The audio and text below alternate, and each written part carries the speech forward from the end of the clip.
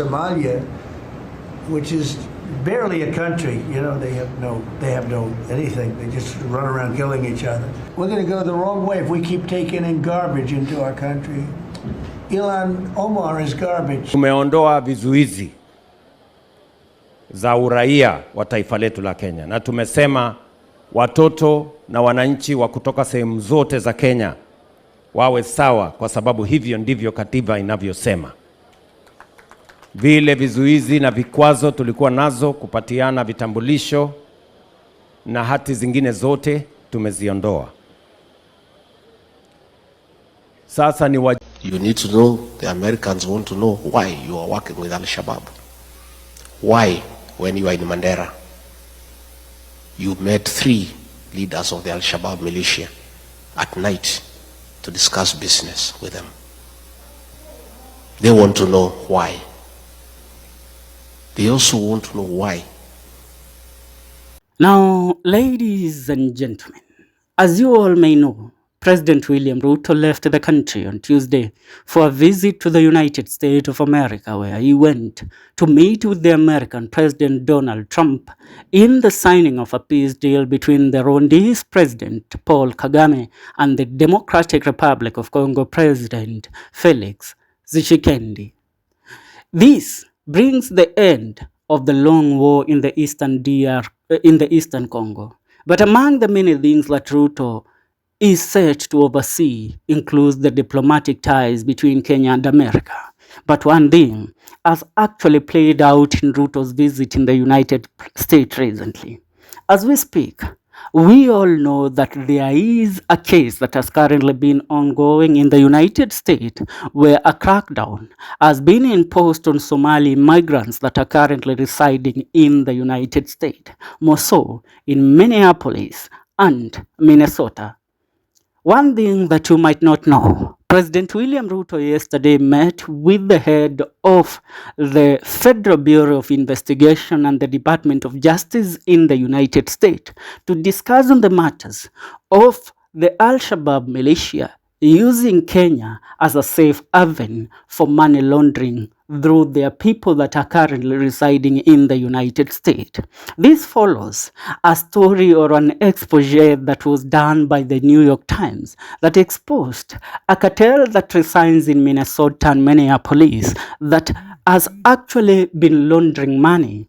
As we speak, it is said to have loaded about 30 billion US dollars from the year 2020 until date. This cartel has been acquiring money from the United States, posing as an NGO that is actually supporting children in vulnerable places like Somalia and more so Somalia.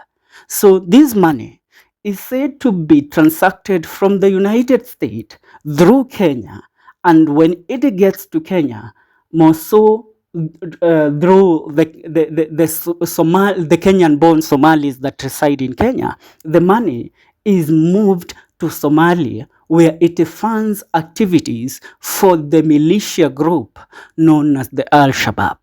Ladies and gentlemen, allow me to take you back to a few months ago when the former Deputy President of the Republic of Kenya, Gachagua, visited the United States.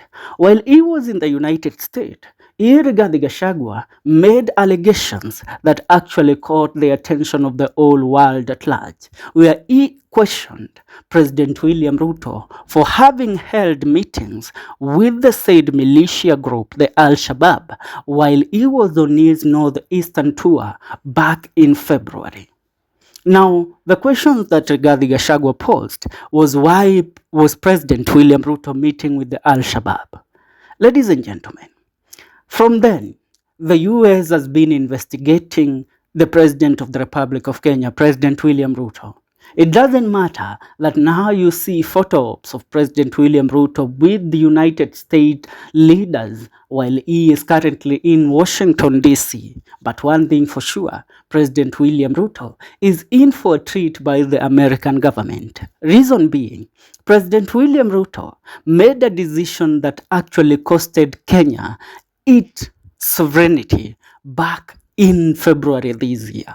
During his northeastern tour, the president waived all the requirements for the Somali immigrants that required to acquire the identification card in the northeastern parts of Kenya.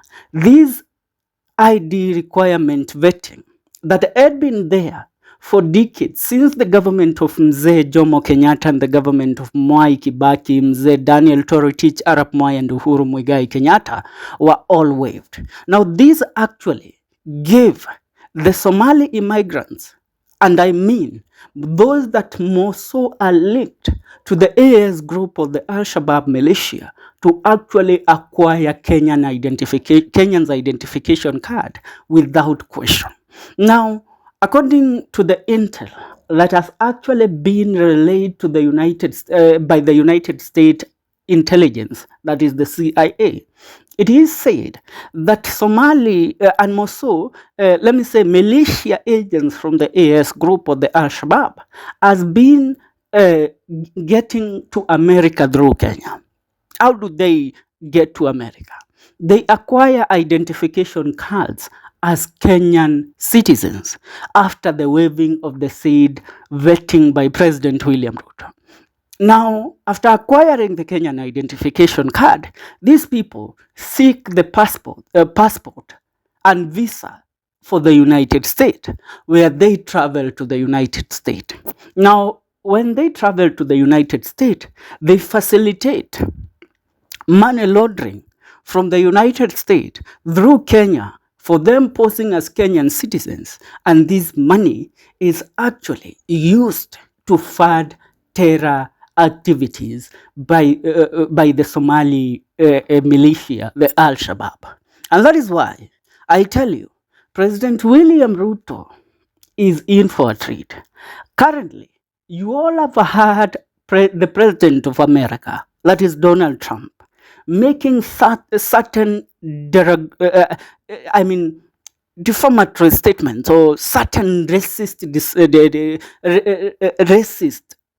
statements directed at Somali migrants in America. But allow me to tell you, this is not about the Kenyan-born Somalis or the Kenyan citizens that are of Somali or Borana heritage, because apart from those that acquire Kenyan identification cards with ill intent, there are also those that are Kenyan citizens and they are of Somali origin. They have been in Kenya even before some of us were born. They are original inhabitants of the land of Kenya. So those are not being questioned in any way. But those that migrate to Kenya from Somalia with the ill intent and more so having links with the AS group, they do not only pose a threat to other Somali citizens or immigrants living in the US, they pose a threat to even the Kenyan diplomatic ties with the United States.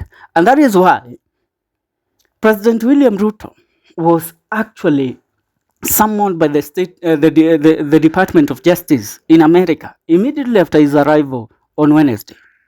He met with the intelligence units from America, and where he was questioned on his decision on why he went ahead to waive the mandatory ID vetting for Somali migrants in the northeastern parts of Kenya. This is something that William Ruto had been told earlier. Many security analysts in the Republic of Kenya and more so in Africa and the world at large warned of an impending danger of the decision that was made by President William Ruto.